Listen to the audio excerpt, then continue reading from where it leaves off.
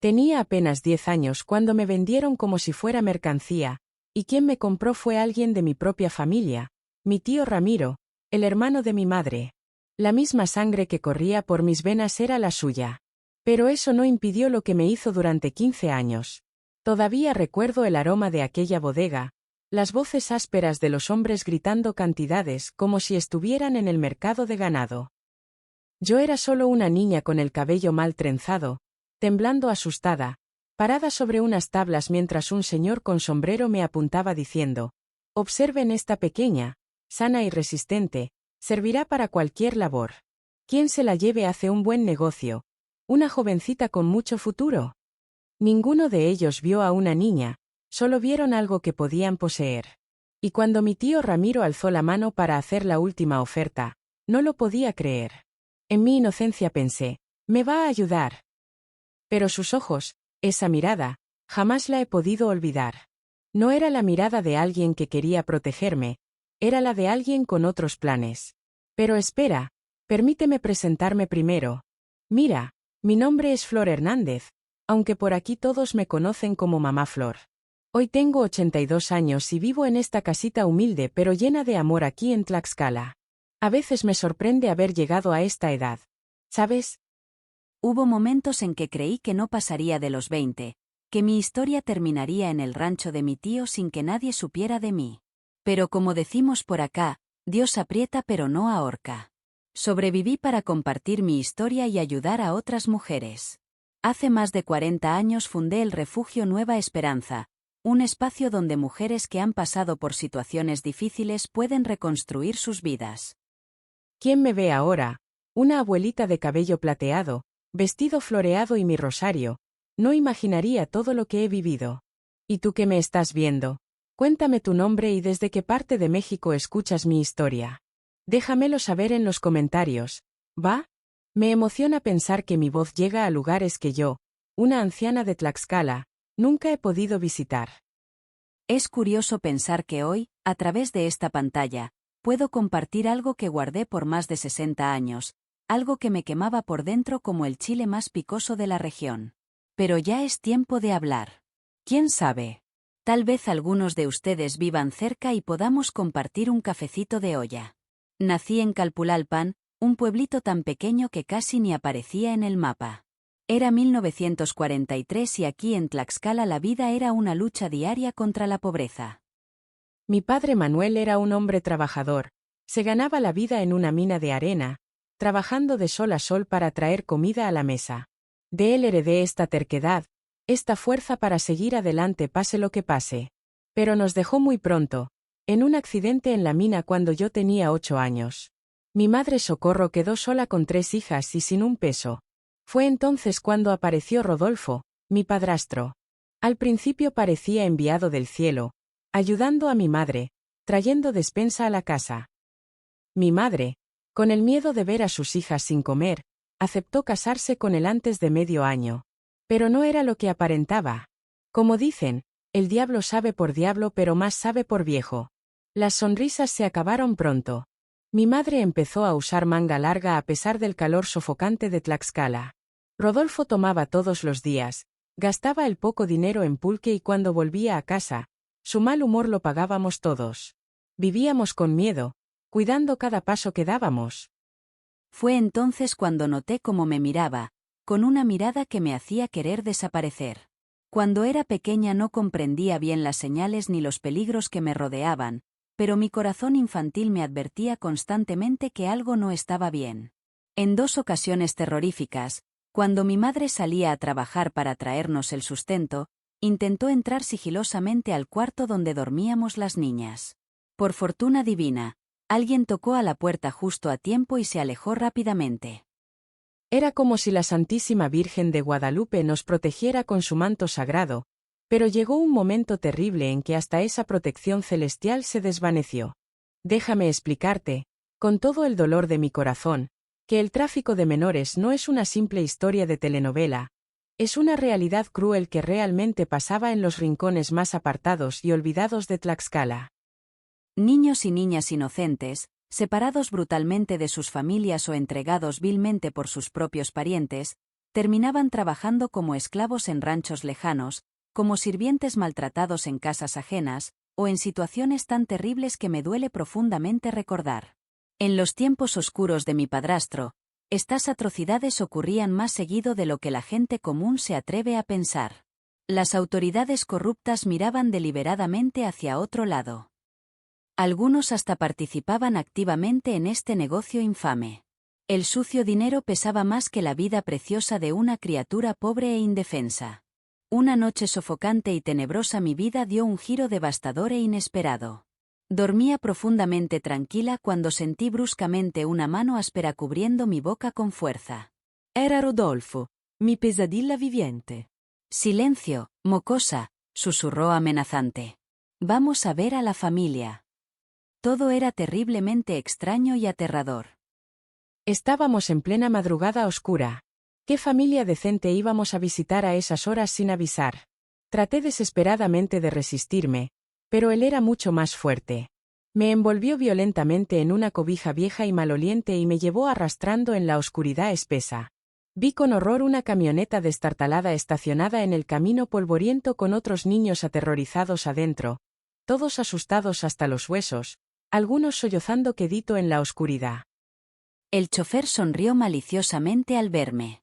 Otra más para la colección, murmuró con crueldad. Esta preciosura nos traerá buenos pesos. Miren qué bonita. Viajamos interminablemente toda la noche, apretujados como animales entre otros pequeños indefensos, sin saber nuestro terrible destino. Una niña mayor me susurró temblorosa. Nos van a entregar como mercancía. Al principio no entendí la magnitud de aquellas palabras.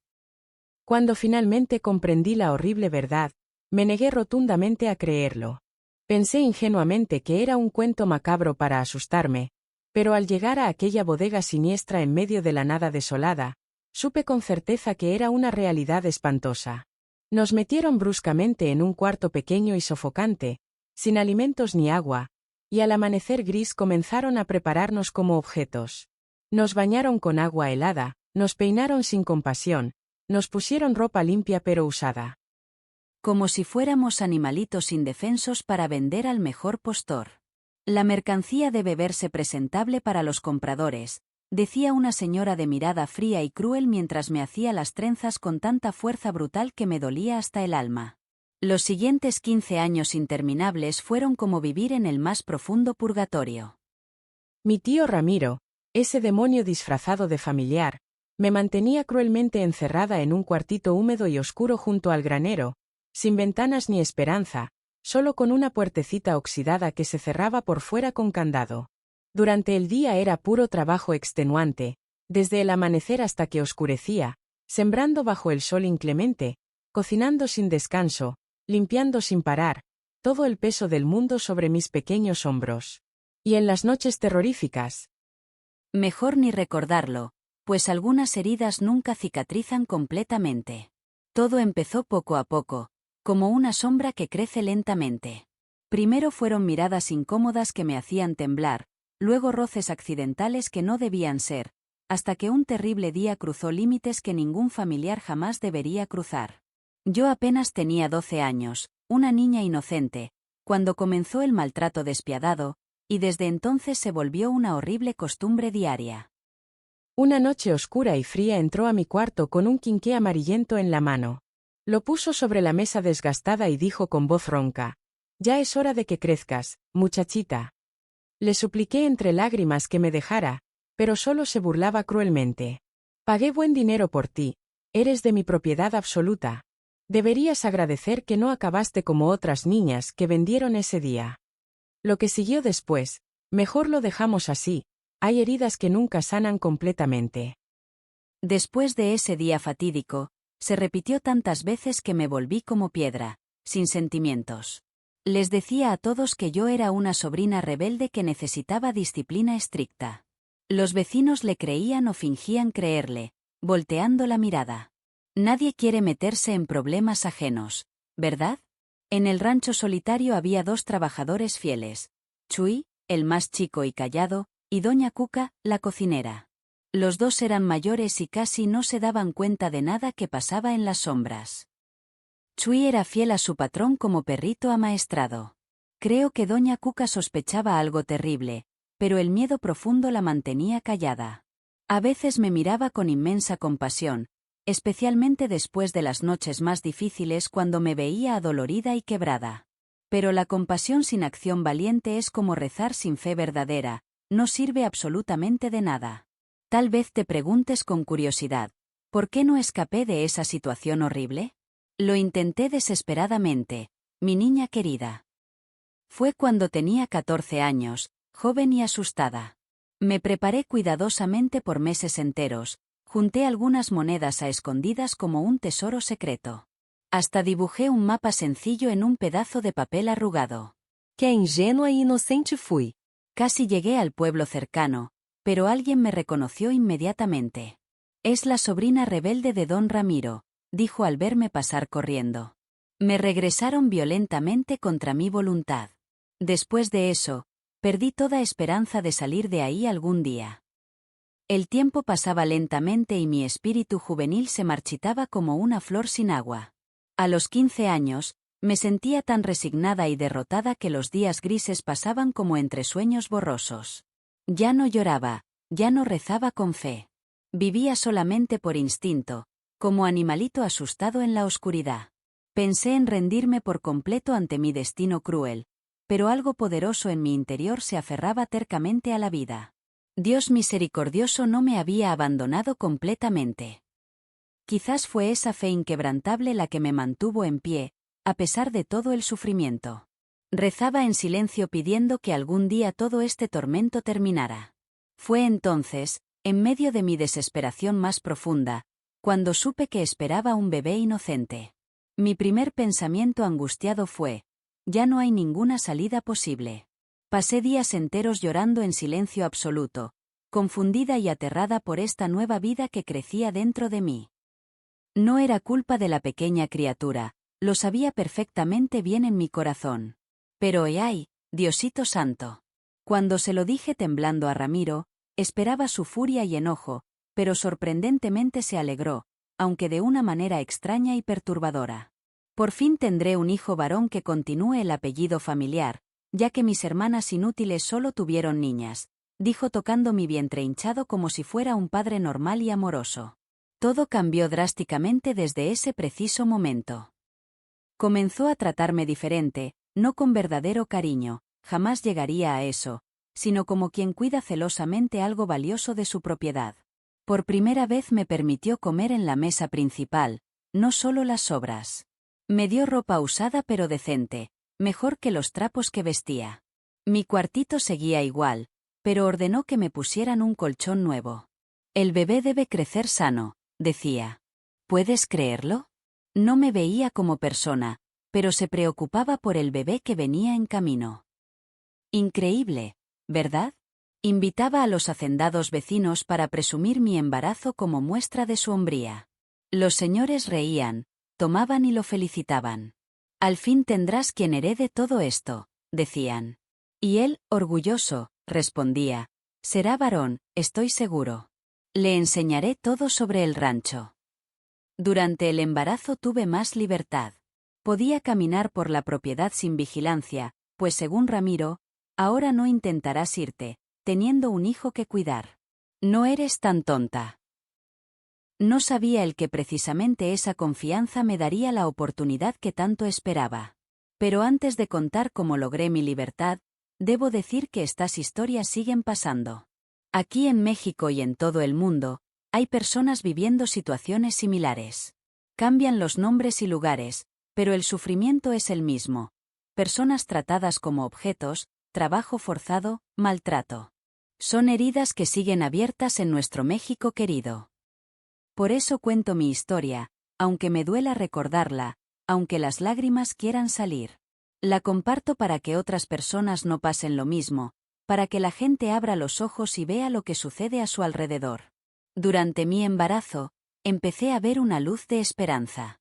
Ramiro se confió demasiado, pensando que nunca me iría. En esos meses mientras mi pancita crecía, comencé a guardar información importante. Cada visita de los vecinos, cada comentario casual, Lo guardaba en mi memoria como si fueran tesoros. El nombre del pueblo cercano, los caminos, las veredas, todo lo memorizaba con cuidado.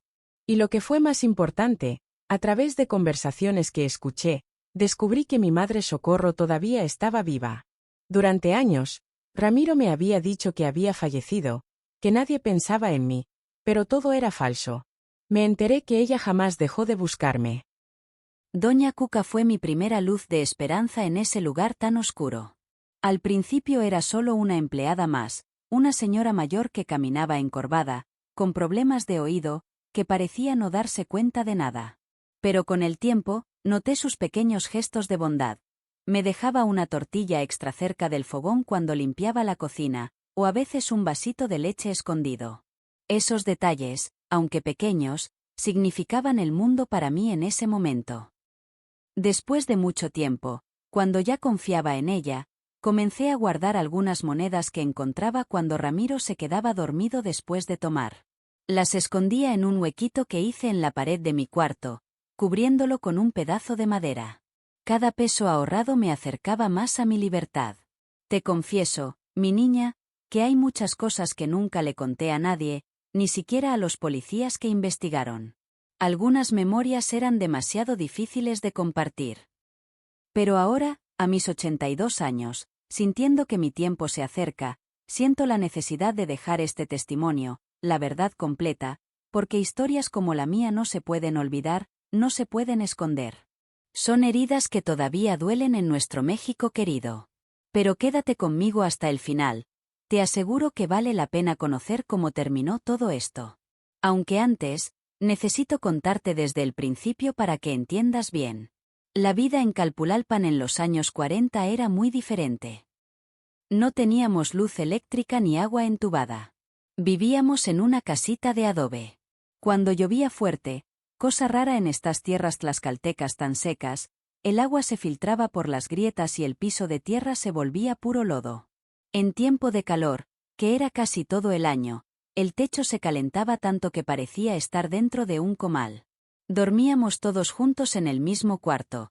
Yo, mi madre, mis hermanitas. Era una vida dura, pero nos conformábamos. Tener un techo era ya una bendición.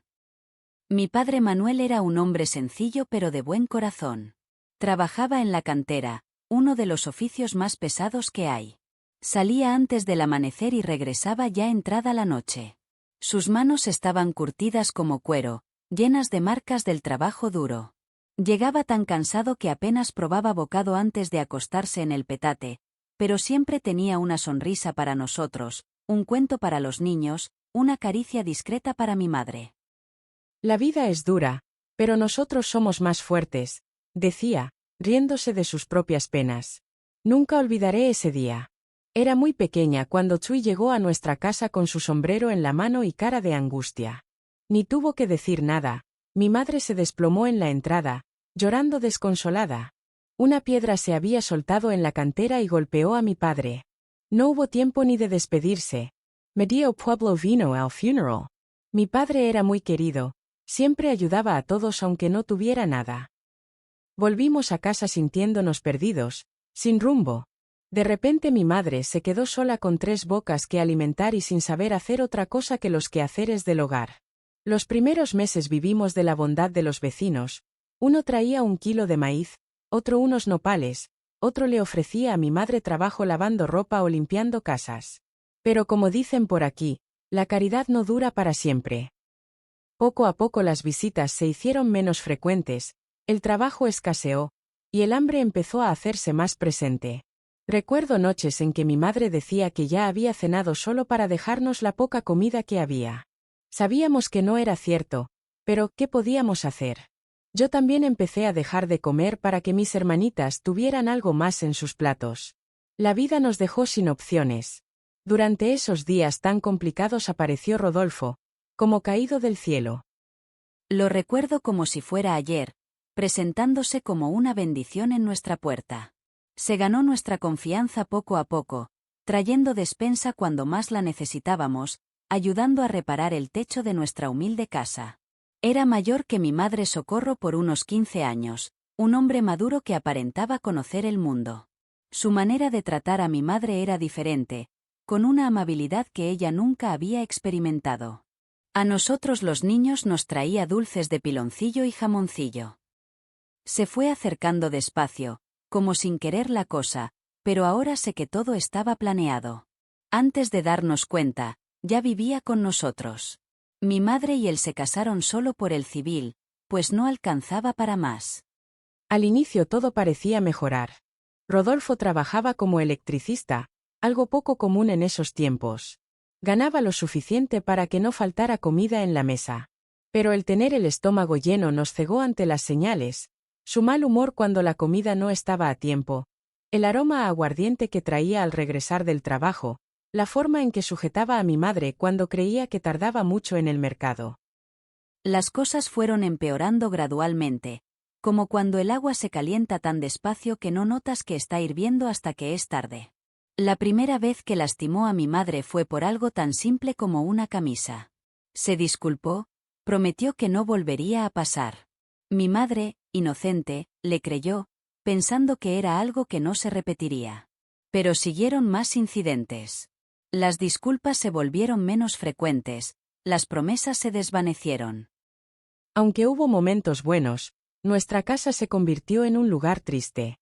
Mi madre intentaba ocultar su dolor, usando rebozos y mangas largas aún en el calor más intenso. En el pueblo todos se daban cuenta, pero nadie decía nada. En pleitos de matrimonio, mejor no meterse, murmuraban, moviendo la cabeza con fingida compasión. Cuando cumplí 9 años, noté un cambio en la manera en que Rodolfo me miraba. Sus ojos me seguían de una forma que me hacía sentir incómoda sin entender por qué. Empecé a esconderme cuando llegaba tarde, atrancando la puerta de mi cuarto con una cómoda vieja. En 2 ocasiones intentó entrar de noche. La primera vez, mi hermana Rosa gritó al escuchar ruidos y él se fue. La segunda ocasión, por suerte, un vecino tocó la puerta buscando herramientas prestadas. En aquellos tiempos, las niñas éramos vistas como una carga para la familia. Era común que las casaran muy jóvenes con hombres mayores, o las mandaran a trabajar como ayudantes en casas de familias adineradas. Muchas historias similares han sido compartidas en este canal. Las familias lo veían como un alivio, una boca menos que alimentar, la posibilidad de formar lazos con otras familias, y a veces hasta recibían algo a cambio. Nadie consideraba lo que la niña quería o si estaba preparada. Era común que las familias enviaran a sus hijas a trabajar en casas de gente con más recursos, con la promesa de que tendrían techo, comida y quizás educación. Muchas niñas fueron enviadas a las ciudades grandes. Algunas tuvieron la fortuna de llegar a hogares donde las trataron bien. Otras vivían situaciones muy difíciles, trabajando sin descanso por apenas un plato de comida. Era una realidad que todos conocían pero de la que nadie hablaba. Y yo, siendo una niña observadora, fui entendiendo poco a poco cómo funcionaba este mundo tan complejo, escuchando las conversaciones de los mayores, aprendiendo sobre la vida de la manera más dura. Yo sabía, por ejemplo, que varias niñas del pueblo habían desaparecido después de que las mandaran a trabajar como ayudantes en las casas grandes. Sabía de una pequeña que se fue a servir a la hacienda del señor Morales y nunca más se supo de ella. También conocía la historia de la hija de don José, que sufría cuando su padrastro llegaba alterado a casa. Lo sabía y sentía un temor profundo, porque presentía que mi destino podría ser similar. Rodolfo había cambiado mucho últimamente, andaba más callado, como pensativo. Se ausentaba por días enteros sin explicación, y cuando volvía traía dinero, aunque nadie sabía de dónde. Mi madre, ya sin fuerzas por tanto sufrimiento, ni siquiera preguntaba, solo aceptaba lo que él traía, agachando la cabeza, evitando cualquier cosa que pudiera molestarlo. Era preferible tener algo que comer aunque hubiera que soportar sus malos tratos.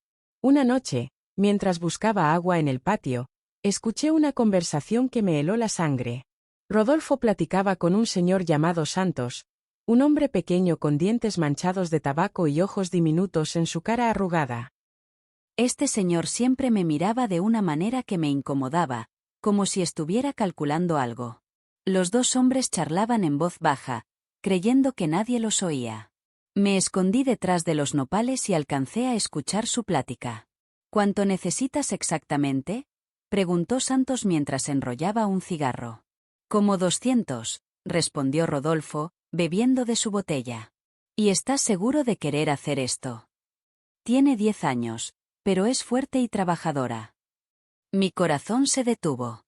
Hablaban de mí. En el almacén de don Rafael necesitan ayuda la próxima semana, continuó Santos.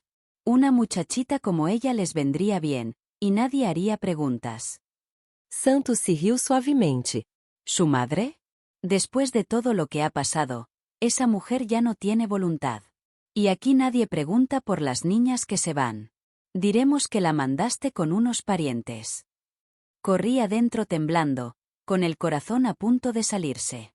Le conté todo a mi madre entre sollozos. Ella me miró con ojos vacíos, como si ya no pudiera sentir nada. No digas tonterías, mijita. Tu padrastro solo quiere lo mejor para nosotros. Si te manda a trabajar con otra familia es por tu bien. Pero vi en su rostro que ni ella misma creía sus palabras. Comprendí que no podía contar con su ayuda. Los años de sufrimiento habían acabado con su espíritu. Ya no tenía fuerzas ni para proteger a sus hijos. En los días siguientes no pude dormir. Guardé bajo mi almohada un cuchillo viejo de la cocina. Aunque sabía que no me serviría de mucho contra un adulto, me daba algo de seguridad. Quería escapar, pero ¿a dónde iría? No tenía familiares cerca ni conocía a nadie fuera de nuestro pueblo olvidado. Los días se me hacían eternos. Pero el momento que tanto temía llegó más pronto de lo que pensaba. Solo habían pasado 2 días desde que escuché aquella conversación cuando desperté sobresaltada. Rodolfo estaba junto a mi cama, tapándome la boca con su mano. «Silencio, niña», susurró. «Vamos a visitar a la familia». Intenté defenderme, pero era imposible contra su fuerza. Me envolvió en una cobija vieja y me llevó al camino de tierra frente a nuestra casa. Una camioneta destartalada esperaba, con el motor encendido en la quietud nocturna. En la parte trasera, cubiertos con una lona, había otros pequeños. Algunos sollozaban en silencio, otros permanecían inmóviles, con miradas perdidas en la oscuridad. Niños y niñas, todos pequeños, todos asustados. Me colocaron entre ellos sin ninguna consideración. El conductor, un señor robusto con sombrero vaquero, sonrió con malicia. Le entregó unos billetes a Rodolfo, quien los contó rápidamente antes de guardarlos. Mi padrastro se alejó sin mirar atrás mientras la camioneta arrancaba. Ni una palabra de despedida, ni un gesto de arrepentimiento. Me había entregado por unas cuantas monedas que apenas alcanzarían para sus vicios. El trayecto fue interminable, apretados en la parte trasera sin poder ver el camino, sintiendo cada bache de la terracería. Algunos pequeños lloraron hasta quedarse dormidos del agotamiento. Otros rezaban el rosario que sus madres les habían enseñado. Una jovencita mayor, como de 14 años, consolaba a los más chicos, susurrándoles palabras tranquilizadoras, aunque sabía que no eran ciertas. ¿A dónde vamos?, le pregunté. Nos van a entregar a otras personas, respondió con una serenidad extraña, sus ojos secos, como si ya no le quedaran lágrimas. No quise creerle. Pensé que era una historia para asustarme o que estaba confundida. Esto no podía pasar. La maestra nos había dicho que esas cosas ya no existían. Pero en mi corazón sabía que decía la verdad. Al detenerse la camioneta, el amanecer comenzaba a asomarse. Escuchamos voces de hombres dando instrucciones. Retiraron la lona y el aire fresco de la mañana nos dio en el rostro. Estábamos frente a una bodega grande de madera, alejada de todo. Solo se veían campos de maíz hasta donde alcanzaba la vista. Nos llevaron como si fuéramos animalitos. Dentro de la bodega había diferentes cuartos. Nos metieron en uno pequeño, sin ventanas, sin nada. El piso estaba descuidado, las paredes maltratadas. Nos juntamos todos, demasiado asustados hasta para hacer ruido. Andrea, la jovencita mayor, nos organizó en una esquina, poniendo a los más pequeños en medio para darles calor. ¿Qué va a pasar?, pregunté, tratando de no temblar. Mañana nos entregarán, dijo sin emoción. Los niños irán a trabajar al campo, las niñas Dejó la frase sin terminar, pero entendí. En la mañana llegó una señora delgada de cara seria y dos señores de aspecto poco amable. Nos asearon con agua fría, tallándonos sin consideración. Nos dieron ropa menos gastada que la nuestra. La señora nos peinó con trenzas, jalando el cabello con fuerza. Tienen que verse presentables, murmuró. Si no se ven saludables y limpios, nadie los querrá. Después nos llevaron al área principal. Había una tarima de madera en medio, como un pequeño escenario. Alrededor, sillas en semicírculo ocupadas por señores con sombreros, comerciantes con ropa corriente, algunos que parecían mensajeros de personas que no querían mostrarse. El aire estaba cargado del aroma del tabaco que los hombres fumaban sin cesar. El encargado de dirigir la venta era un señor con sombrero, con una voz que retumbaba por todo el lugar. Uno por uno, nos fueron pasando al frente. Observaban a los niños evaluando su fortaleza y condición, mientras que a las niñas nos miraban de una manera que me hacía sentir incómoda. El señor del sombrero nos pedía dar vueltas y mostrar nuestros dientes, como si fuéramos mercancía. «Observen esta pequeña», exclamaba, señalándome. Una jovencita sana y fuerte, perfecta para cualquier labor. Me quedé paralizada, sin poder creer lo que estaba pasando. Las personas empezaron a ofrecer cantidades, como si estuvieran en el mercado de ganado. Algunos se acercaban para examinarme más de cerca. Era una experiencia terrible, pero lo que vendría después sería aún peor. Cuando llegó mi turno, noté a un señor que no había mostrado interés en los otros niños. Vestía mejor que los demás, con un traje claro algo arrugado. Su rostro me resultaba conocido. Cuando comenzaron las ofertas por mí, su voz se alzó por encima de las otras, ofreciendo más que nadie. El vendedor sonrió complacido. Cuando el hombre se acercó a verme más de cerca, mi corazón se detuvo. Era mi tío Ramiro, el hermano de mi madre. Nos había visitado varias veces cuando papá vivía, luego desapareció. Decían que le había ido bien, que había comprado terrenos. Por un momento sentí alivio, pensando que venía a rescatarme. En mi inocencia, creí que me reconocería, que diría que todo era un error, que me llevaría a casa y denunciaría a estas personas. Pero su mirada, jamás la olvidaré. No era la mirada de alguien que venía a ayudar. Me observó como si fuera una mercancía cualquiera, sin mostrar ningún reconocimiento. Le dio una sonrisa al vendedor y regresó a su lugar, esperando que terminaran los trámites. «¡Mentira!», gritó el del sombrero, golpeando con su martillo. ¿Te imaginas el miedo de una niña de 10 años en esa situación? Parece imposible que esto suceda, pero ¿cuántos pequeños siguen sufriendo mientras escuchas esta historia? Las formas han cambiado, pero el sufrimiento sigue siendo el mismo. Niños trabajando en condiciones inadecuadas, lejos de la vista de todos. Mi historia ocurrió hace más de 70 años, pero podría estar pasando hoy mismo en algún rincón olvidado de Tlaxcala. La venta terminó. Mi tío me compró por el equivalente a 10.000 pesos de aquella época. Me llevó a su rancho en su camioneta vieja. Apenas me habló durante el camino. Solo dijo que debería estar agradecida, que pude terminar en un lugar peor. Hablaba como si me estuviera haciendo un favor. Yo permanecí callada, tratando de entender cómo mi propio tío podía tratarme así. Mi mente de niña no lo comprendía. Pero así es la vida, ¿verdad? Hay cosas que simplemente no tienen explicación. El rancho estaba apartado de todo. Para llegar había que tomar un camino de terracería que serpenteaba entre cerros llenos de maleza y pastizales secos. No había vecinos cerca. Era un lugar bonito, con el atardecer pintando el cielo de naranja y rojo. Pero para mí era como entrar a un lugar sin esperanza. La casa principal era blanca con ventanas azules. La propiedad tenía un portal al frente y otro atrás, una bodega de ladrillos color terracota, varios corrales y, más allá, un pastizal amplio con una pequeña siembra de maíz. «Aquí te quedarás», me indicó, guiándome hasta un cuartito junto a la bodega, alejado de la casa principal. El espacio apenas daba para una angosta base de madera con un colchón delgado y desgastado. También había una mesita improvisada con cajas y un pequeño rincón para mis necesidades. No tenía ventanas, solo una puertecita de madera para mantenerme encerrada. El ambiente estaba impregnado de humedad y olores del campo, por la cercanía con los animales. Mañana temprano empiezas a trabajar, fue lo único que dijo antes de cerrar la puerta, dejándome en penumbras. Esa primera noche derramé todas mis lágrimas.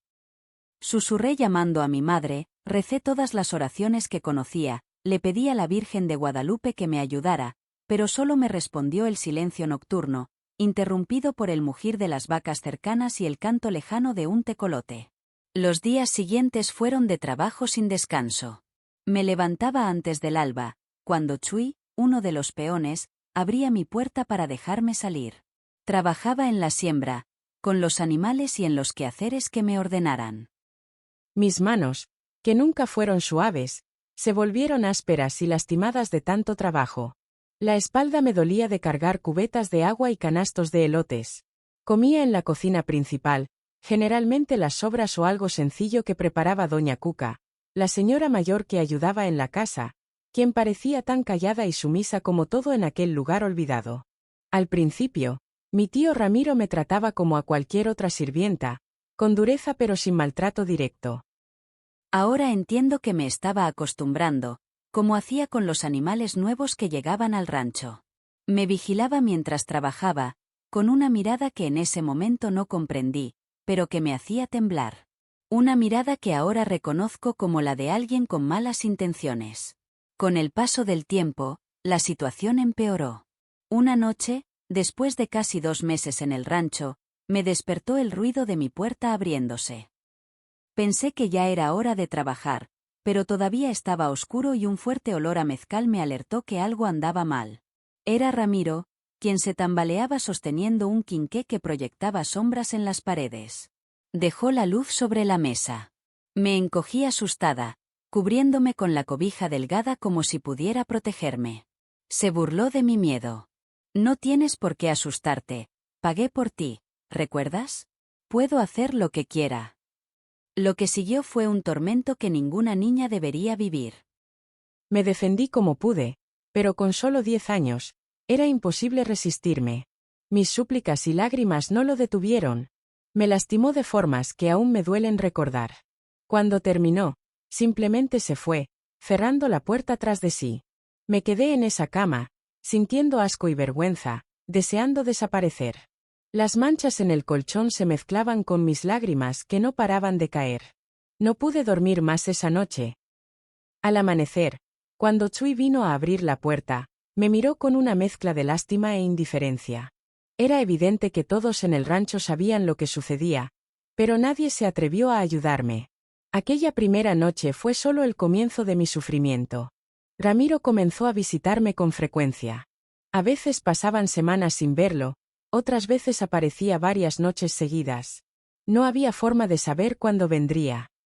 Al principio intenté defenderme, pero los castigos me enseñaron que era mejor guardar silencio. Con el tiempo, aprendí a escapar mentalmente de esa situación. Me imaginaba en un lugar hermoso junto a mi familia, libres y felices. Era mi única forma de sobrevivir. Si le cuentas a alguien, nadie te creerá, me advertía. Dirán que tienes problemas, y aunque te crean, ¿qué podrían hacer? Soy un hombre respetado en esta región. Tú no eres nadie. Y agregaba, ¿a dónde irías? No tienes a nadie. Tu madre probablemente ya no está con nosotros después de lo que le hizo tu padrastro. Para la gente del pueblo, yo era simplemente la sobrina problemática de Ramiro. Cuando un policía visitó el rancho, mi tío le contó su versión de la historia, que mi madre había fallecido, que yo tenía dificultades mentales, y que él, bondadosamente, me había acogido por caridad cristiana. No está bien de la cabeza, explicaba, señalándose la sien. Es algo de familia, su madre era igual. Y añadía con fingida tristeza, a veces se escapa al campo por días. Tengo que mandar a buscarla, pero es mi sobrina, mi propia sangre. No puedo abandonarla. Los años pasaron uno tras otro en una rutina terrible. Sentía que mi espíritu se desvanecía.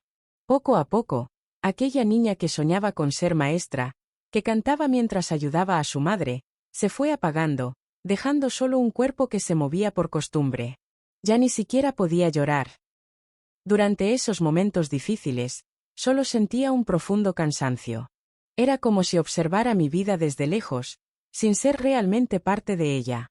La esperanza, que antes brillaba como una pequeña llama, se fue extinguiendo. Comencé a pensar en terminar con todo. Habría sido sencillo, una cuerda en el granero, y todo acabaría. O quizás usar los pedazos de un jarrón roto. Llegué a esconder algunos fragmentos bajo el colchón, planeando usarlos en una noche especialmente difícil. Pero algo siempre me detenía. Tal vez un instinto de supervivencia más fuerte que mi desesperación, o quizás la voz de mi madre recordándome que quitarse la vida era un pecado imperdonable. O tal vez, en lo más profundo, aún existía una chispa de esperanza, tan pequeña que ni yo podía verla. Tal vez fue Dios quien me sostuvo. Tal vez. Antes de contarles lo que sucedió después, quiero ver si tienen el valor de dar me gusta a este vídeo, porque lo que voy a compartir ahora pocos lo creen cuando lo cuento. Les aseguro que necesitarán fortaleza para presionar ese botón después de escuchar mi historia. Solo los corazones valientes podrán hacerlo. Intenté escapar de ese lugar cuando tenía 14 años. Ya llevaba 4 años en el rancho. Tiempo suficiente para conocer las rutinas y los horarios. Planeé durante meses, observando todo, reuniendo información. Descubrí que Huamantla, la ciudad más cercana, estaba a unos 20 kilómetros. Los trabajadores mencionaban que allí había una comandancia, una iglesia, personas que podrían ayudarme. La oportunidad llegó cuando Ramiro salió de viaje por negocios. Estaría fuera 3 días, según le dijo a Tsui. En la segunda noche de su ausencia, después de que todos dormían, logré abrir la puerta de mi cuarto usando un alambre que había doblado. Salí de puntitas. Mi corazón latía tan fuerte que temía despertar a todo el rancho. Me llevé solo un pequeño morral con una torta de frijoles, una botella de agua y un peine viejo que había logrado guardar, todo lo que tenía en este mundo. Atravesé por las milpas, evitando el camino real donde sería fácil que me vieran. Caminé durante toda la noche, guiándome por las estrellas como mi padre Manuel me había enseñado cuando era niña. Al amanecer, creía haber recorrido gran parte del camino. Estaba agotada, mis pies lastimados por las piedras y espinas del campo, pero el anhelo de libertad me daba fuerzas para seguir. Un señor que iba en su carreta me encontró, detuvo su caballo y me miró preocupado. «¿Qué haces aquí solita, muchachita?», me preguntó. Dudé, sin saber si confiar en él, pero su mirada parecía sincera. Entre tartamudeos, le dije que me había perdido y necesitaba llegar a la ciudad. No mencioné nada sobre Ramiro ni el rancho, temiendo que lo conociera. El señor se ofreció a llevarme al pueblo, que según él quedaba camino a Huamantla. Mientras subía a la carreta, me observó con más atención. «Espera un momento, yo te he visto antes. No eres la sobrina de don Ramiro, la que tiene dificultades». Mi corazón se detuvo. «No, está confundido, no sé de quién habla», respondí asustada, pero era tarde. «Si eres tú», te describió tal cual, pelo oscuro, tez clara, y esa pequeña marca cerca de la ceja. Dijo que a veces te confundes así. Intenté bajarme de la carreta, pero él me detuvo. «Tranquila muchachita, te llevaré de regreso. Tu tío está preocupado, es un buen cristiano que te cuida a pesar de tus problemas. No cualquiera lo haría». Durante el regreso, intenté explicarle la verdad. Le conté sobre cómo llegué ahí, sobre el maltrato, sobre mi encierro. Él solo movía la cabeza como quien escucha las fantasías de una niña. «Son cosas de tu imaginación, pequeña. Tu tío ya nos explicó que inventas estas historias. Por eso te tiene en el rancho, para cuidarte». Cuando llegamos, Ramiro ya había vuelto de su viaje. Nunca lo había visto tan molesto. Le dio unas monedas al señor agradeciéndole por traerme y me llevó adentro. Lo que siguió fue terrible. Me castigó severamente. Estuve 3 días encerrada en el cuartito, sin alimentos, apenas con un poco de agua en la oscuridad total. «Si vuelves a intentar irte, te lastimaré las piernas», me advirtió con una voz que me heló la sangre. «Tendrás que arrastrarte el resto de tu vida». Después de eso, perdí las esperanzas de escapar. Acepté que ese sería mi destino, que jamás volvería a ver a mi familia, que nunca sería libre, que mi vida se limitaría a ese rancho maldito. Las pocas visitas que llegaban no cuestionaban nada. Veían a una muchacha mal vestida, callada y temerosa, y creían la historia de mis supuestos problemas mentales. Nadie preguntó por qué una sobrina vivía en un cuartito junto al granero en vez de la casa principal. Nadie notó las marcas en mi piel ni el miedo en mis ojos cuando Ramiro se acercaba. Era más fácil creer la mentira y seguir adelante sin involucrarse. Una mañana, después de tanto tiempo en ese encierro, desperté sintiéndome mal, con mareos y náuseas. Me sentí indispuesta antes de empezar mis tareas. Los malestares continuaron por varios días. Doña Cuca fue la primera en notarlo. Estábamos solas en la cocina cuando me preguntó en voz baja: «¿Hace mucho que no te baja, mijita?» No lo había pensado. En la vida que llevaba, ya ni atención ponía a esas cosas. Traté de recordar. 2 meses, tal vez 3. No estaba segura. «Vas a tener familia, muchachita», me dijo con la certeza de quien ha visto mucho en la vida. En ese momento sentí que el mundo se me venía encima. Un bebé de ese señor, prueba viviente de mi sufrimiento. El destino que me ataría para siempre a esa propiedad, a esa tierra. Los días siguientes fueron de angustia total, llorando a solas, sintiendo una mezcla de emociones hacia la criatura inocente. Consider alternatives desesperadas. Había escuchado rumores sobre tés y remedios que las señoras mayores conocían, pero no sabía nada de eso ni dónde encontrarlos. Al final, algo me detuvo. Esta pequeña vida, aunque concebida en circunstancias terribles, no tenía culpa alguna. Era sangre de mi sangre. Cuando junté valor para decírselo a Ramiro, me preparé para lo peor.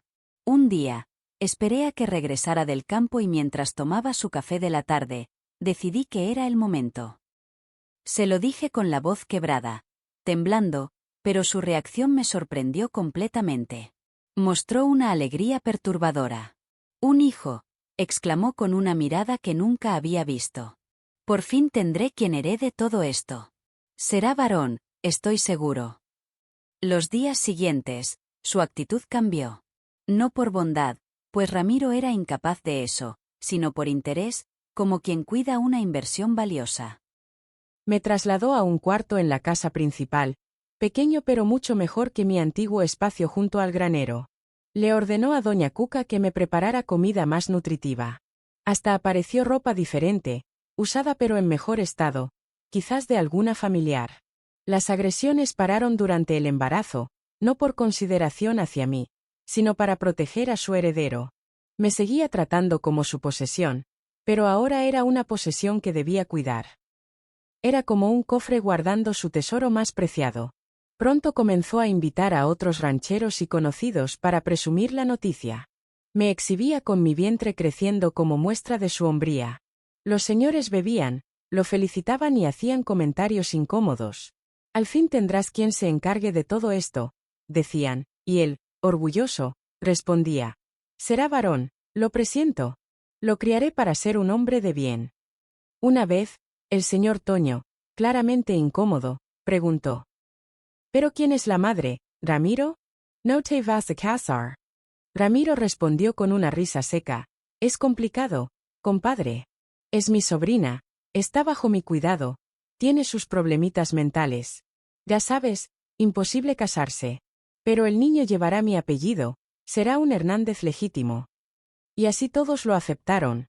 Nadie cuestionó más, a nadie le importó realmente. Era más fácil creer la mentira conveniente, ignorar lo evidente. Como dicen, entre familia la ropa sucia se lava en casa. Durante el embarazo, mi desesperación creció. Antes mantenía una chispa de esperanza de escapar algún día, de ser libre. Ahora, con un bebé en camino, esa posibilidad parecía inalcanzable. ¿Cómo huiría con un pequeño? ¿A dónde iría? ¿Cómo sobreviviríamos? Fue entonces cuando comprendí que esta criatura podría ser mi mayor atadura o quizás mi única salvación. A veces, sentada en el corredor de la casa, viendo el atardecer sobre los campos de maíz, me preguntaba si este bebé sería mi condena final o si, de alguna forma que aún no podía imaginar, podría ser mi camino hacia la libertad. Los meses pasaron y mi vientre creció. Ramiro cambió su manera de tratarme de una forma que jamás imaginé. No por bondad, claro está, sino por su obsesión con su futuro heredero. Ese bebé que esperaba representaba para él la realización de sus anhelos, alguien que heredaría sus tierras, su nombre, su linaje. El valor que le daba a esta nueva vida fue tan grande que, por primera vez en 15 años, comencé a tener cierta libertad. Necesitas caminar, es bueno para el bebé, decía, permitiéndome pasear por la propiedad sin vigilancia constante. El aire limpio y el sol fortalecerán al niño. Me permitieron ir al arroyo que cruzaba el rancho, caminar por la huerta, descansar en el corredor de la casa principal durante las tardes. Cosas sencillas que para cualquier otra persona serían normales, pero que para mí, después de tanto tiempo encerrada en ese pequeño cuarto, eran como regalos del cielo. Ramiro comenzó a tomar más mezcal para celebrar la llegada de su heredero.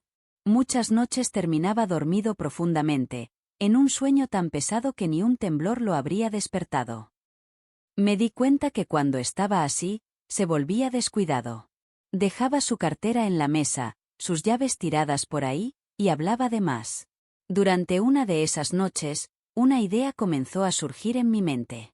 Era arriesgada, casi imposible, pero representaba mi única oportunidad. Planeaba escapar, no de inmediato, sino en el momento preciso, llevándome a mi bebé lejos, a un lugar donde Ramiro jamás pudiera encontrarnos. Comencé a planear cada detalle con una paciencia que no sabía que tenía.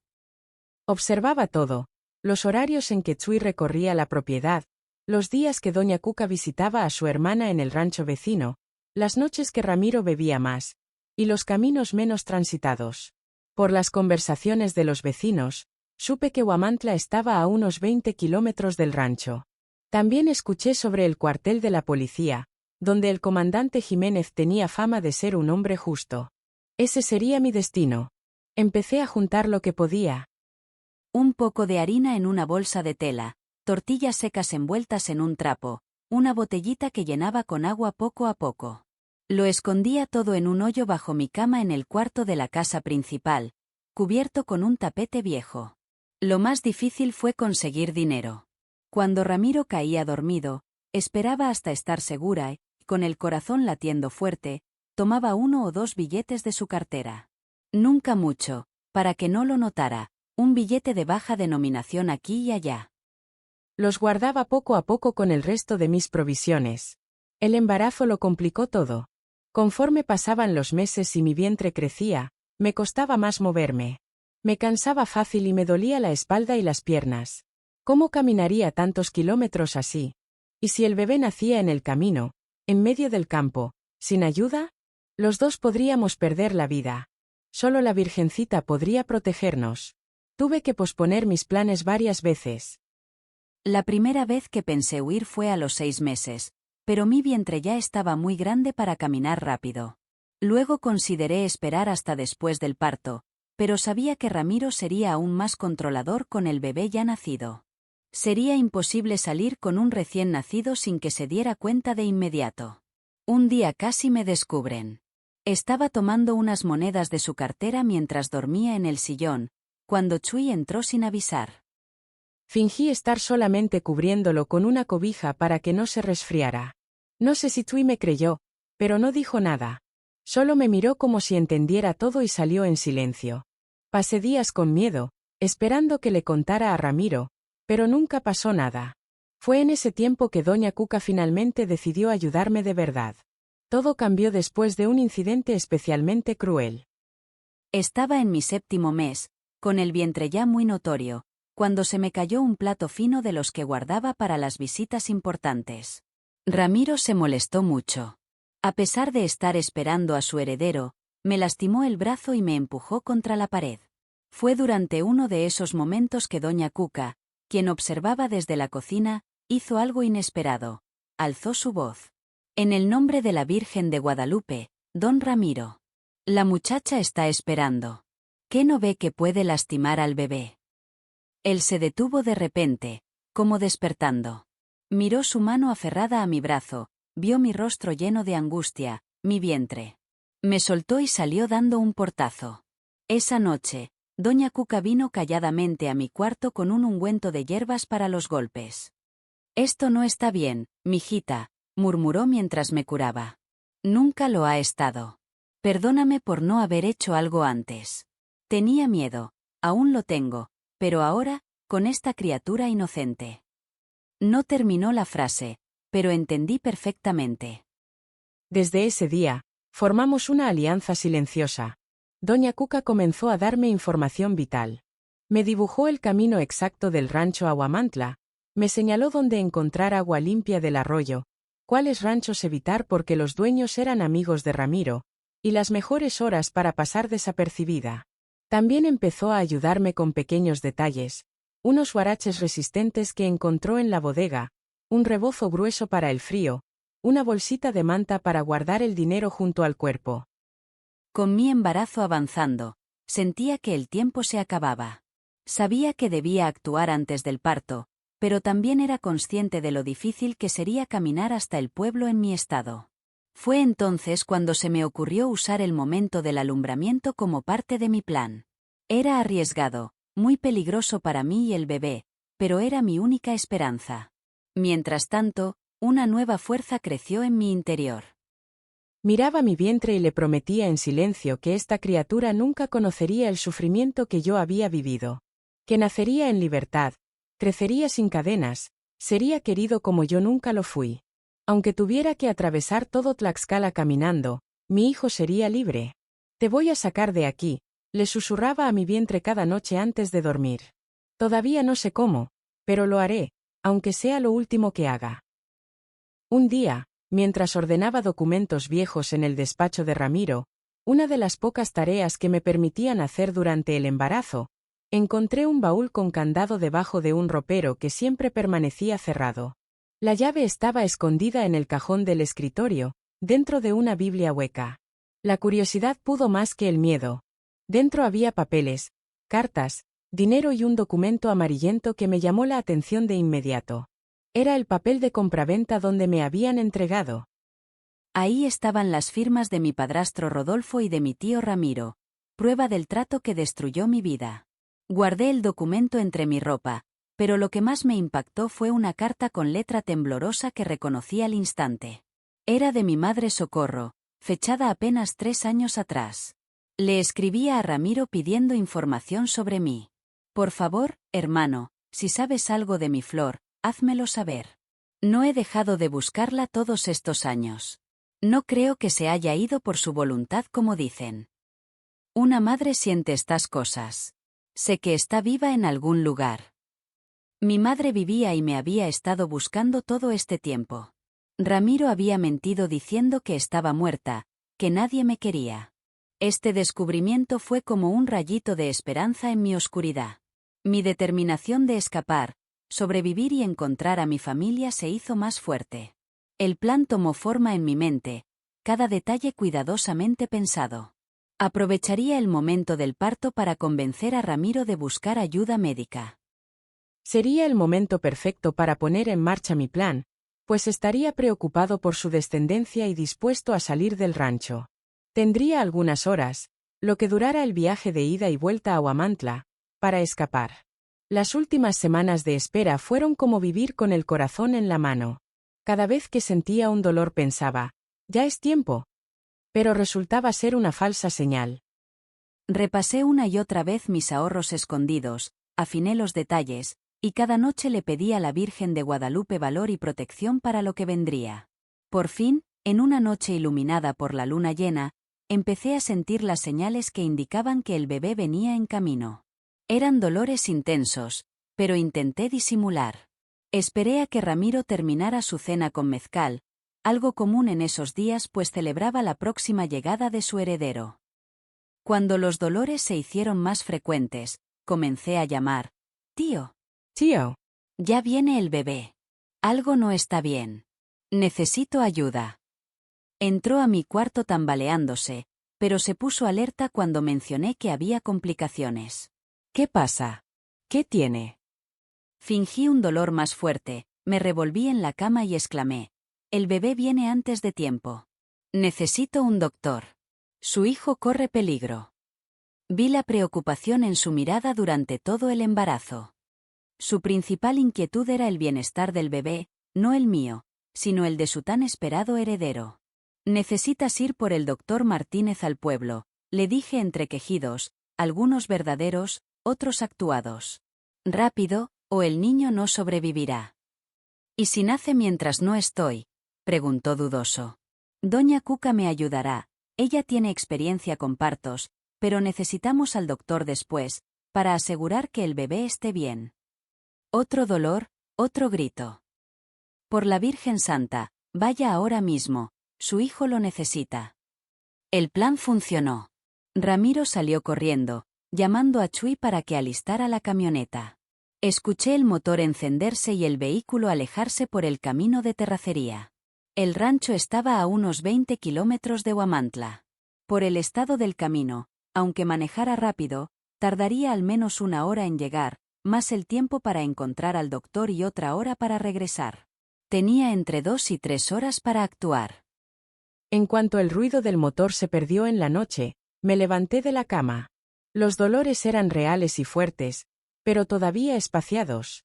Le hablé a doña Cuca, quien había acudido al escuchar mis llamados. Me voy ahora mismo, le dije sin más. Por favor, ayúdeme. Para mi sorpresa, no trató de detenerme, solo asintió y comenzó a moverse con una agilidad que no aparentaba su edad. Me ayudó a juntar el dinero escondido, añadió algunas tortillas y fruta de la cocina, y hasta me dio unos pesos que guardaba.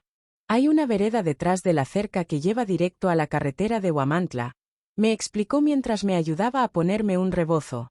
Es más corto que el camino principal. Si caminas con cuidado, aún con los dolores, llegarás más pronto al pueblo. Ve directamente con el comandante Jiménez, es un hombre. No terminó la frase. Abracé a esta noble mujer con todo mi cariño. Gracias por todo, algún día se lo pagaré. Se apartó con lágrimas en los ojos. Solo prométeme que este niño crecerá libre, con eso me basta. Salí por la puerta trasera, cargando mi vientre y mi pequeño bulto con provisiones. Por suerte, Chuy se había ido con Ramiro, seguramente para ayudar a encontrar al doctor más rápido. El rancho estaba en silencio, solo se escuchaba el canto de los grillos y algún mugido lejano de las vacas. Seguí el camino que doña Cuca me indicó, una vereda angosta y poco visible, escondida entre los nopales y magueyes. La luz plateada de la luna llena iluminaba mi camino solitario entre los magueyes, como un faro de esperanza en la noche. Mis pasos eran pesados y lentos, cada uno más difícil que el anterior mientras las molestias del parto se volvían más intensas, obligándome a buscar apoyo en los árboles del sendero. Aguanta un poco más, solo un poco más, susurraba para darme valor. Por nuestra libertad, por el bebé, por un nuevo amanecer. El trayecto parecía no tener fin. Me tropezaba con las piedras del camino, una vez caí sobre mis rodillas, pero el anhelo de libertad me daba fuerzas para levantarme y seguir adelante. El temor de ser encontrada superaba cualquier malestar físico.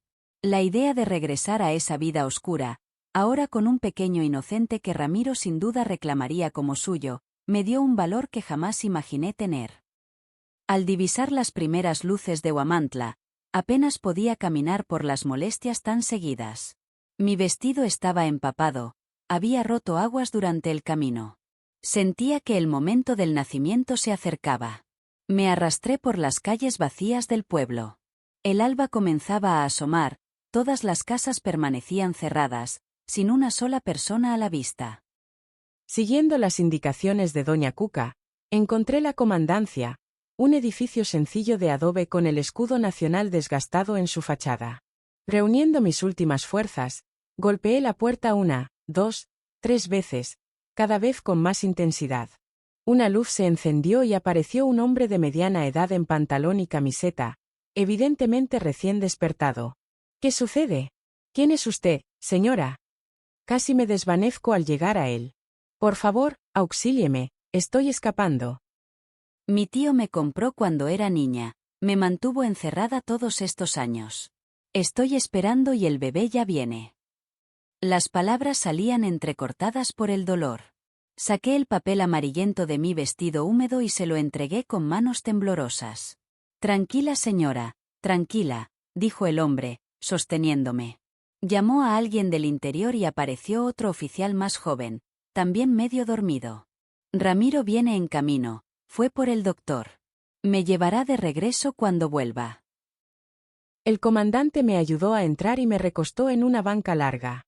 Un dolor intenso me hizo gritar. El joven policía parecía nervioso ante la situación. Vaya por la partera, rápido, ordenó el comandante. Mientras tanto, revisó el documento a la luz de una lámpara.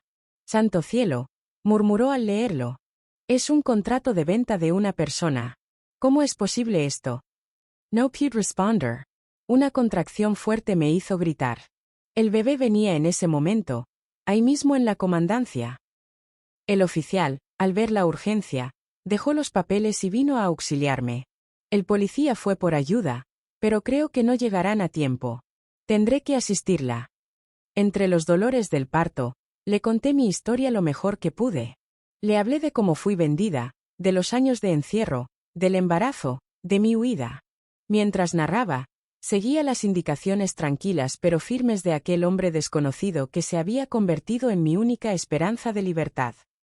Y entonces, con un último esfuerzo que surgió desde lo más profundo de mi ser, nació mi bebé, una niña. ¿Puede creerlo? La vida tiene sus formas de sorprendernos. No era el varón que Ramiro tanto anhelaba, sino una preciosa niña con un llanto fuerte que llenó toda la comandancia. En ese instante, ella se convirtió en todo mi universo. El comandante la envolvió en su chamarra limpia y la puso en mis brazos temblorosos. Una valiente, igual que su madre, dijo con una bondad que no había conocido en mucho tiempo. Apenas tuve un momento para contemplar su carita sonrosada y sentir su dulce peso en mis brazos, cuando escuchamos el ruido de una camioneta que se detenía bruscamente frente a la comandancia. La puerta se abrió súbitamente y ahí estaba mi tío Ramiro, acompañado de un señor de aspecto profesional que parecía ser el doctor. La mirada de mi tío cambió rápidamente de asombro a enojo cuando me vio ahí, sosteniendo a la pequeña. ¿Cómo llegaste aquí? ¿Por qué te fuiste sin permiso? Es una niña. Se acercó, pero el comandante lo detuvo inmediatamente. Cálmese, señor Ramiro, necesitamos hablar sobre unos documentos importantes que su sobrina nos trajo. ¿Documentos? Mi sobrina está confundida, tiene problemas desde niña, inventa historias. Yo la he cuidado todos estos años, por el amor de Dios. El comandante Jiménez mostró el contrato. Esto cuenta otra historia, señor. Este documento es evidencia de un delito muy serio, y la señora me ha contado situaciones muy preocupantes sobre su estancia en el rancho. Mi tío perdió todo el color del rostro. Intentó dar explicaciones, buscó excusas, incluso trató de convencer al comandante con dinero. Nada resultó. Lo arrestaron ahí mismo, mientras yo alimentaba por primera vez a mi bebita. El médico que venía con él nos atendió a ambas, asegurándose que todo estuviera bien después del parto. Fue muy arriesgado, señora, comentó mientras me revisaba. Pudo haber tenido complicaciones serias. Tal vez fue suerte, o quizás simplemente era el momento en que la justicia divina decidió actuar después de tanto tiempo. ¿Tú qué piensas? ¿Hice mal en usar el nacimiento de mi bebita para escapar? Arriesgué nuestras vidas durante el parto, pero no encontré otra manera. ¿Qué hubieras hecho en mi lugar? Cuéntamelo en los comentarios, quiero conocer tu opinión. Esa noche me quedé en casa del comandante, donde su esposa Carmen me cuidó con una dulzura que hacía mucho no sentía. Mi pequeña dormía junto a mí, tan frágil pero con la misma fortaleza que me ayudó a sobrevivir todo ese tiempo encerrada. Al día siguiente, cuando pude sentarme, el comandante me informó que Ramiro estaba detenido y que la investigación continuaría, no solo por mi caso, sino porque sospechaban que había más personas involucradas.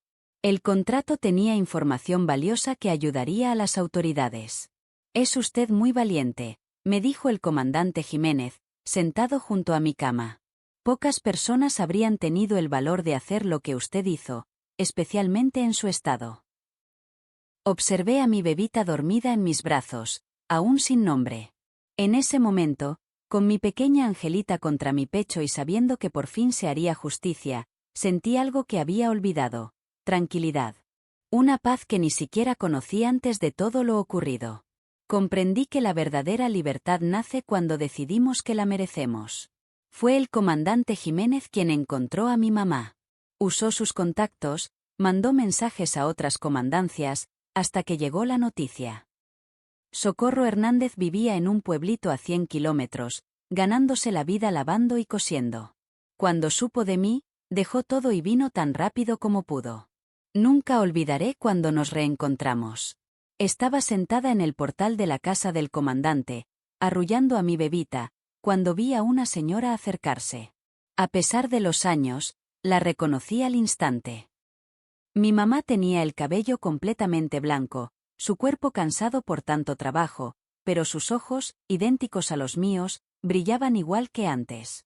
Nos quedamos quietas un momento, como si no creyéramos lo que veíamos. Luego corrió a abrazarme, con cuidado de no lastimar a la niña, pero con todo el amor guardado durante 15 años de separación. Mi niña preciosa, repetía entre lágrimas. En mi corazón sabía que seguías con vida. Y yo, que creía haber agotado todas mis lágrimas después de tanto dolor, lloré como una pequeña en sus brazos. Mi madre me abrazó con ternura, confesándome que jamás creyó la mentira que inventaron Rodolfo y Ramiro sobre mi supuesta huida. El corazón de una madre nunca se equivoca, me dijo suavemente. Siempre supe que estabas en algún lugar, esperando volver a casa.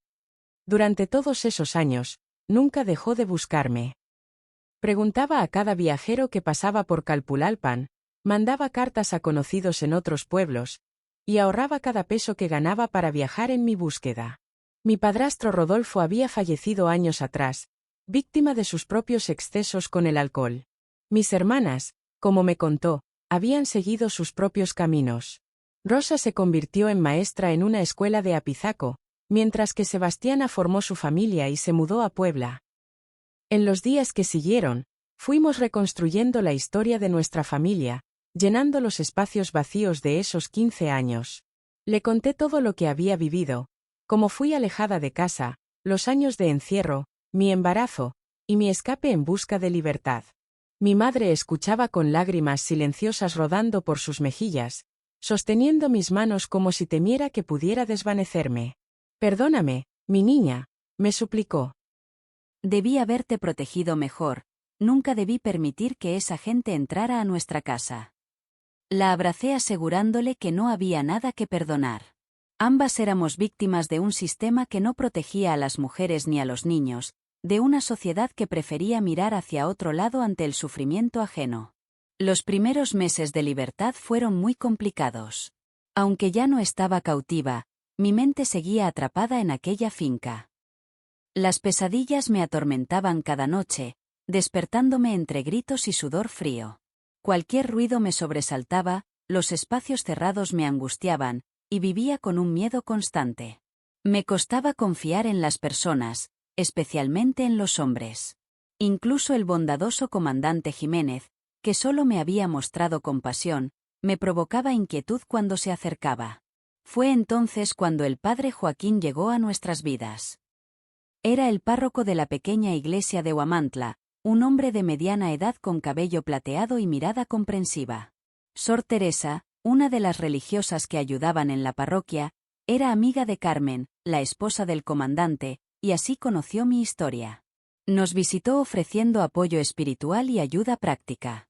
Dios nunca abandona a sus hijos, ni en los momentos más oscuros, me dijo en su primera visita.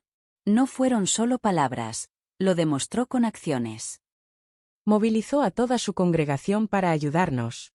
Nos consiguieron una casa sencilla pero acogedora donde podíamos vivir. Mi madre, yo y Lupita, nombre que elegí para mi pequeña como símbolo de la protección divina que tanto necesitábamos. La comunidad nos recibió con los brazos abiertos. Nos llevaron ropa, muebles, alimentos. Las señoras de la iglesia se turnaban para ayudar con la bebé durante los primeros meses, entendiendo que necesitaba tiempo para sanar, no solo del parto, sino de todo lo vivido.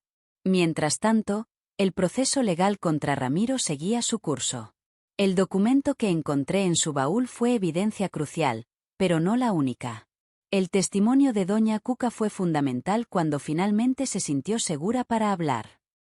Sorprendentemente, hasta Chui, el trabajador más antiguo de la finca, declaró en contra de su patrón.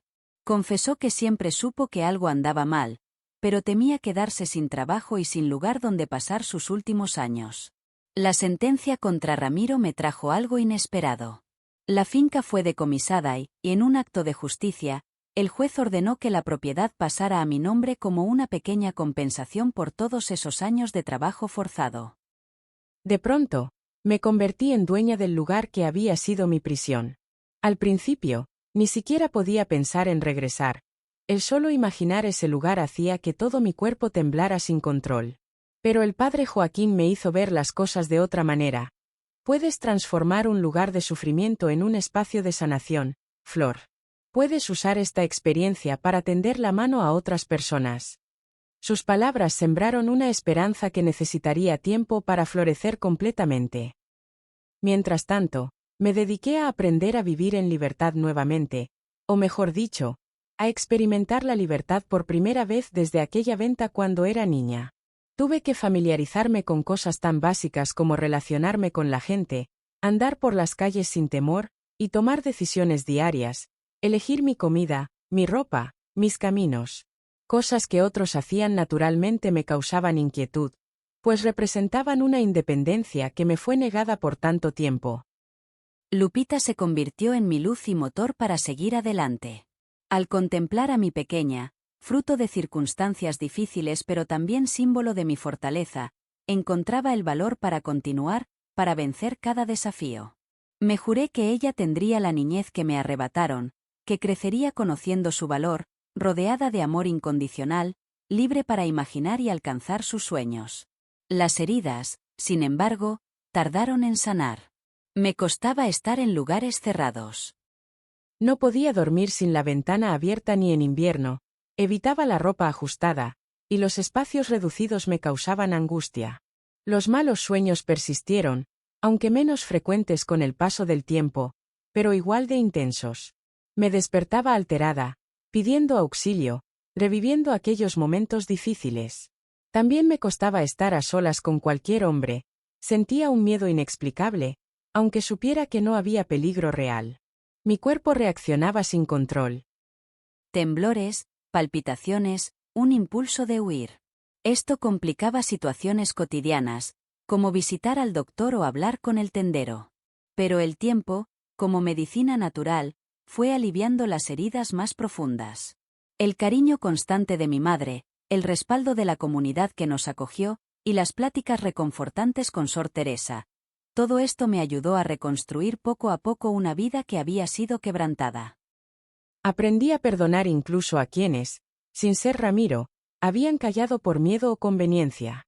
Perdoné a doña Cuca por no auxiliarme, comprendiendo que ella también era víctima de un sistema que enseñaba a las mujeres a callar. Perdoné a los vecinos que visitaban la finca y fingían no ver, a los habitantes del pueblo que creyeron las mentiras sobre mi estado mental, a todos los que eligieron el silencio cómodo. Lo más difícil fue perdonarme a mí misma. Durante años cargué con una culpa que ahora sé que es común en situaciones similares. Me culpaba por no haber escapado antes, por no haber resistido más, por traer una vida en esas circunstancias. Con la ayuda de Sor Teresa, quien tenía un don especial para sanar corazones lastimados, comencé a entender que el único responsable era Ramiro y que yo había hecho todo lo humanamente posible por sobrevivir, escapar y proteger a mi hija. Cuando Lupita cumplió 3 años, finalmente encontré el valor para regresar a la finca. No para vivir ahí, eso jamás podría hacerlo, sino para decidir qué hacer con ella. La propiedad había estado bajo supervisión judicial durante ese tiempo, pero ahora debía tomar una decisión. Recordé las palabras del padre Joaquín sobre transformar el dolor en sanación. Y eso fue exactamente lo que decidí hacer con el apoyo de la iglesia, la comunidad y los pocos recursos que generaba la finca. A lo largo de los años, convertí la propiedad en un refugio para mujeres que necesitaban ayuda y protección. Demolí aquel cuarto junto al granero donde pasé tanto tiempo encerrada, como un acto simbólico de liberación. En su lugar construimos una pequeña capilla. La casa principal fue renovada y ampliada para recibir a varias familias. Los campos, que antes eran solo pastizales para el ganado de Ramiro, se convirtieron en huertos comunitarios donde las mujeres aprendieron a sembrar maíz, frijol y hortalizas para su sustento. A este lugar lo llamé Refugio Nueva Esperanza, porque eso era lo que brindábamos. La oportunidad de comenzar de nuevo para mujeres que, como yo, habían atravesado situaciones muy difíciles. Allí encontraron no solo un techo temporal, sino también capacitación para el trabajo, apoyo emocional, asesoría legal y, lo más importante, una comunidad que las respaldaba. Mientras el refugio tomaba forma, seguí mi propio camino de recuperación. A los 27 años, con la ayuda del padre Joaquín, aprendí a leer y escribir, algo que había iniciado en mi niñez pero que fue interrumpido. Descubrí en las palabras escritas una forma de expresarme, de sanar y, sobre todo, de luchar. Plasmé mi historia, mis pensamientos, mis anhelos. Con el tiempo, estos escritos ayudarían a otras mujeres a comprender que no estaban solas. Lupita creció siendo mi luz y mi motivo para seguir adelante. Conforme fue creciendo, decidí cómo y cuándo contarle sobre su origen. Sabía que algún día tendría que explicarle todo. Temía ese momento, pero cuando llegó, cuando tuvo edad suficiente para entender, descubrí que el amor que habíamos construido era más fuerte que cualquier verdad difícil. Llegaste a mi vida en un momento muy duro, pero también fuiste mi mayor fortaleza, le dije cuando tenía 12 años, has sido mi luz en los momentos oscuros, mi razón para luchar. Lupita recibió esta historia con una madurez que me sorprendió. En lugar de resentirse, la usó como motivación. Desde pequeña declaró que quería ser abogada para ayudar a personas que, como su madre, necesitaban apoyo legal. Con mucho esfuerzo y dedicación, logré darle la educación que soñaba. Trabajé sin descanso en el refugio, ahorrando cada peso. Acepté el apoyo que me ofrecieron con sinceridad. Lupita se recibió de la Facultad de Derecho cuando yo tenía 49 años, uno de los momentos más orgullosos de mi vida. Verla con su toga recibiendo su título fue un triunfo compartido, una prueba de que habíamos superado las adversidades. Como se había propuesto siendo adolescente, Lupita se especializó en casos de personas en situación vulnerable. Su trabajo se complementó perfectamente con el Refugio Nueva Esperanza, que para entonces ya era reconocido en la región por su labor de apoyo y protección. A los 35 años conocí a Alberto, un campesino viudo que nos surtía verduras y frutas. Era un hombre sencillo, tranquilo y respetuoso. Durante más de un año solo hablamos de entregas, del clima, de las cosechas. Poco a poco se ganó mi confianza, algo que pensé que nunca volvería a dar. Su manera serena, su paciencia, la forma en que trataba a todas las mujeres del refugio con respeto sincero, fueron derribando las barreras que había construido. Cuando finalmente acepté cenar con él, le dije de inmediato: necesito contarte mi historia completa. Si después quieres seguir conociéndome, platiquemos. Y se lo conté todo. Escuchó en silencio, con los ojos brillantes y las manos quietas sobre la mesa. Al final solo dijo: gracias por confiar tanto en mí para compartir esto. Tu fortaleza me deja sin palabras, Flor, y no cambia lo que siento por ti. Nuestra relación avanzó despacio, con respeto, a mi ritmo. Me casé con él a los 38 años, algo que jamás imaginé posible. Alberto fue un padrastro amoroso para Lupita, que entonces tenía 14 años, y un compañero fiel durante más de 40 años, hasta que partió. Fue con Alberto que comprendí que existen hombres buenos, que una relación construida sobre el respeto, el cariño sincero y la verdadera amistad es posible. A lo largo de estos años, el Refugio Nueva Esperanza continuó floreciendo, dando cobijo a más y más mujeres, expandiendo sus programas y actividades. La finca, que una vez fue mi encierro, se transformó en un espacio de liberación para cientos de mujeres con historias difíciles, quienes, como yo, decidieron que sus experiencias no definirían su futuro. Cada persona que llegó me enseñó algo valioso. Descubrí que el espíritu humano es inquebrantable, que podemos superar las situaciones más complicadas y aún así encontrar razones para sonreír, amar y seguir caminando. Entendí que sanar no es un camino recto, tiene altibajos, días luminosos y otros oscuros, logros y tropiezos. Lo más importante que aprendí fue que ayudar a otros a sanar formaba parte esencial de mi propia recuperación. Cada mujer que salió adelante del refugio, cada pequeño que creció sintiéndose valioso, cada familia que se reconstruyó, todos ellos se volvieron parte de mi historia, extensiones de mi propio camino hacia la libertad. Ahora, con el paso de los años y mi salud más delicada, he delegado la dirección diaria del refugio a Lupita y un equipo de mujeres increíbles, muchas de ellas antiguamente acogidas que regresaron para tender una mano a quien lo necesita. Sigo presente, aconsejando y compartiendo mi experiencia con quienes llegan, mostrándoles que sí es posible reconstruirse después de momentos difíciles. Lupita se ha convertido en una reconocida defensora de los derechos humanos, impulsando leyes más firmes, mejores programas de protección y mayor conciencia social. Mis nietos, Miguel y Andrea, siguieron caminos similares. Miguel como médico especializado en ayuda psicológica y Andrea como trabajadora social apoyando a personas en situación vulnerable. Al verlos, entiendo el poder transformador del amor. Como una historia que comenzó con tanta tristeza pudo crear personas tan dedicadas al bienestar de otros. Son mi más grande orgullo, mi verdadera herencia. A las mujeres que me escuchan hoy quiero compartirles algunas lecciones que aprendí en el camino. Primera, confíen en su intuición. Su corazón sabe cuando algo no está bien, cuando una situación es peligrosa. No ignoren esa voz interior como yo lo hice. Segunda, reconozcan las señales de una relación dañina antes que sea tarde. No son solo marcas físicas, sino también el alejamiento de seres queridos, el control excesivo sobre sus acciones y amistades, las palabras que disminuyen su valor y capacidades. Tercera, busquen ayuda. Aunque parezca imposible, existen personas y organizaciones dispuestas a apoyar en los momentos más oscuros. Sobreviví gracias a ángeles que aparecieron cuando más los necesitaba. Doña Cuca, el comandante Jiménez, el padre Joaquín, y tantos otros que me tendieron su mano. Y por último, pero igual de importante, mantengan viva la esperanza. Incluso en los momentos más difíciles, cuando todo parece perdido, conserven esa luz en su interior. La esperanza me mantuvo de pie durante 15 años de encierro, me dio fuerzas para escapar, incluso durante el nacimiento de mi hija, me permitió reconstruir mi vida. A mis 25 años aprendí que la vida no siempre es justa ni sencilla. A veces enfrentamos situaciones que parecen imposibles de superar, pero nuestra fortaleza interior es más grande de lo que imaginamos. Y es esta fuerza la que nos permite no solo sobrevivir, sino florecer, incluso después de las tormentas más fuertes.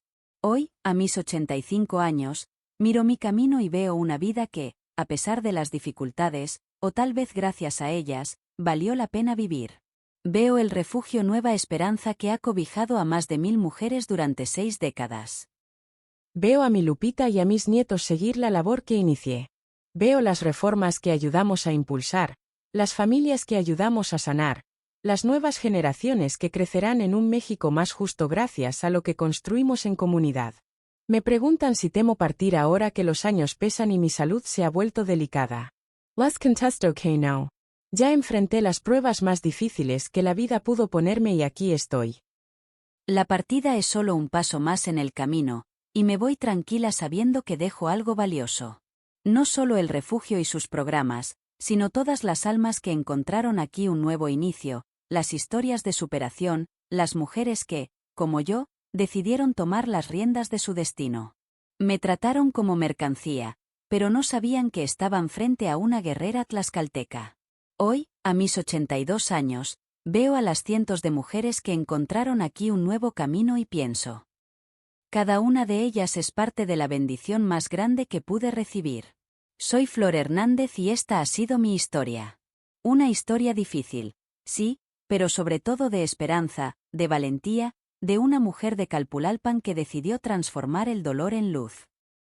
Si quieres conocer más historias como la mía, Historias de personas que han enfrentado grandes desafíos y aún así salieron adelante con fe y determinación. Suscríbete aquí al canal, porque la sabiduría no viene de los libros, viene de los caminos recorridos y nosotros, con las canas que tenemos, todavía tenemos mucho que compartir.